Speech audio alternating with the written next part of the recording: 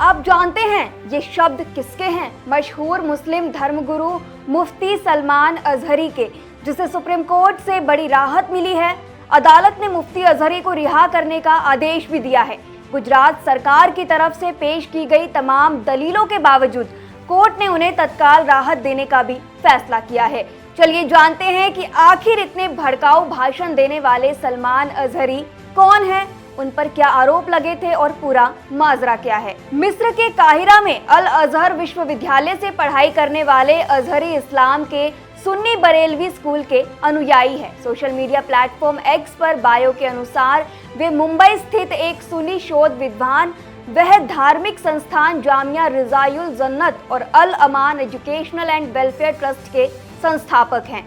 कथित तौर पर उनकी लोकप्रियता बढ़ने से पहले वह मुंबई के घाटकोपर में पाके शाह बाबा दरगाह में इमाम थे और उन्हें देश भर के मुस्लिम समुदाय द्वारा आमंत्रित किया गया था। अजहरी अक्सर अपने भड़काऊ भाषणों की वजह से सुर्खियों में रहते हैं। सोशल मीडिया की वजह से अजहरी को खास तौर पर युवाओं के बीच काफी लोकप्रियता है। उनके लाखों फॉलोअर्स हैं। सोशल मीडिया प्लेटफॉर्म्स पर उनके भाषण काफी ज्यादा वायरल होते रहते हैं।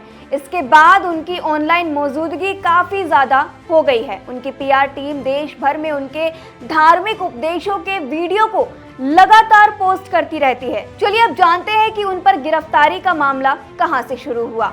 दरअसल मुफ्ती सलमान अजहरी को कथित रूप से भड़काऊ भाषण देने के सिलसिले में 4 फरवरी को गुजरात पुलिस की स्पेशल टीम ने गिरफ्तार किया था। इसके बाद उन्हें गुजरात ले जाया गया। उनके ऊपर गुजरात के जूनागढ़ में एक प्रोग्राम के दौरान भड़काऊ भाषण देने का आरोप था। हमसे उलझते हैं, अभी तो करबला का आखिरी मैदान बाकी है, कुछ देर की खामोशी है, फिर शोर आएगा, आज कुत्तों का वक्त है, कल हमारा दौर आएगा। लब्बैक या रसूल अल्लाह। मुफ्ती सलमान अजहरी का ये वीडियो सोशल मीडिया पर जमकर वायरल हुआ, जिसमें उन पर आरोप लगे कि इस भाषण के जरिए उन्होंने हिंदुओं की तुलना तो और काफिरों से की, जिसको लेकर इसके बाद मुंबई से गुजरात की एटीएस उन्हें पकड़ कर ले गई थी। हालांकि इस आरोप और दावों पर सलमान अजहरी ने दावा किया कि मेरे बयान में कहीं भी हिंदू शब्द का इस्तेमाल नहीं किया गया। साथ ही पुलिस की कार्रवाई पर मुंबई के मुफ्ती ने सोशल मीडिया प्लेटफॉर्म पर भी सफाई पेश की थी। अजहरी की तरफ से लिखा गया था कि बीजेपी के राष्ट्रीय प्रवक्ता सुधांशु त्रिवेदी ने हमारे बयान पर ट्वीट किया है और कहा है कि हम हिंदुओं के खिलाफ नफरत फैलाने का काम करते हैं। बयान में एक कविता का जिक्र है जिसे आपको ध्यान से सुनना चाहिए। उसमें कहीं भी हिंदू शब्द का इस्तेमाल नहीं किया गया। बीजेपी प्रवक्ता त्रिवेदी ने इसमें जबरन हिंदू शब्द डाला है और हिंदुओं को कुत्ता कहा है। इसलिए सभी हिंदुओं को इस नफरत फैलाने वाले प्रवक्ता के खिलाफ कार्रवाई करनी चाहिए। तो इस बयान के जरिए उन्होंने साफ किया और सफाई पेश की कि जो बयान उनका दिया गया था वो हिंदुओं को लेकर नहीं था। इसके साथ ही उनका एक और वीडियो भी सामने आया था, जहां वह उत्तर प्रदेश के मुख्यमंत्री योगी आदित्यनाथ के लिए अपमानजनक भाषा बोल रहे थे। मुफ्ती सलमान अजहरी पर गुजरात ही नहीं बल्कि महाराष्ट्र और कर्नाटक में भी कई एफआईआर दर्ज की जा चुकी हैं। उसके खिलाफ दंगा भड़काने से लेकर संपत्ति नष्ट करवाने तक के मामले दर्ज हैं। मुफ्ती अजहरी का वीडियो सोशल मीडिया पर वायरल होने के बाद गुजरात पुलिस ने इस्लामिक उपदेशक और 2 आयोजकों के खिलाफ आईपीसी की धारा 153 भी, जिसमें कहा जाता है कि विभिन्न धार्मिक समूहों के बीच दुश्मनी को बढ़ावा देना, और 505(2) के तहत एफआईआर दर्ज की गई थी। इसके बाद गुजरात आतंकवाद निरोधक दस्ते यानी कि एटीएस ने मुफ्ती को मुंबई से हिरासत में ले लिया और 2 दिन की ट्रांजिट रिमांड पर जूनागढ़ ले गई थी। पुलिस के अनुसार आयोजकों ने इस कार्यक्रम की मंजूरी ये कहते हुए मांगी थी कि अजहरी लोगों को धर्म और नशा मुक्ति के बारे में जागरूकता फैलाने के लिए संबोधित करेंगे, लेकिन उन्होंने अपने संबोधन के दौरान भड़काऊ बातों का इस्तेमाल किया था, जिसके चलते उनको गिरफ्तार किया गया। फिलहाल कोर्ट ने उनकी रिहाई का आदेश दे दिया है। दरअसल मुफ्ती सलमान अजहरी फरवरी 2024 से गुजरात की एक जेल में बंद हैं। मुफ्ती सलमान अजहरी 31 जनवरी 2024 को गुजरात के जूनागढ़ के कार्यक्रम में हिंदुओं की तुलना से की थी। इस बात को लेकर पुलिस ने गिरफ्तार किया, लेकिन ये बात गलत थी।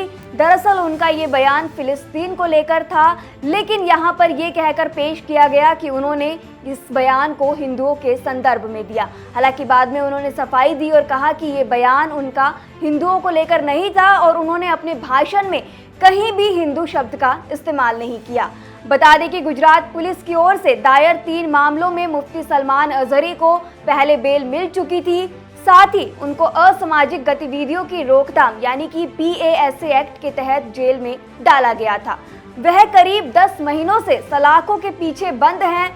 सुप्रीम कोर्ट ने मुफ्ती सलमान अजहरी को वडोदरा जेल से रिहा करने का भी आदेश दिया है। साथ ही PASA के तहत अजहरी की हिरासत को रद्द कर दिया गया है। बता दें कि मुफ्ती सलमान अजहरी के समर्थक लगातार उनको रिहा करने की मांग कर रहे थे।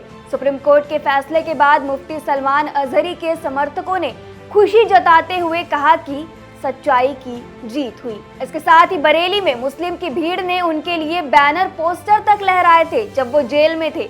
भड़काऊ भाषण देने वाले मुफ्ती की रिहाई के लिए मुस्लिम भीड़ ने दुआ भी पढ़ी थी। बड़े मौलानाओं ने भी सलमान अजहरी का समर्थन किया है और उसके साथ होने की बात कही है। मीडिया रिपोर्ट्स के अनुसार बरेली में आला हजरत दरगाह पर उर्स-ए-रज़वी में ये घटना हुई है।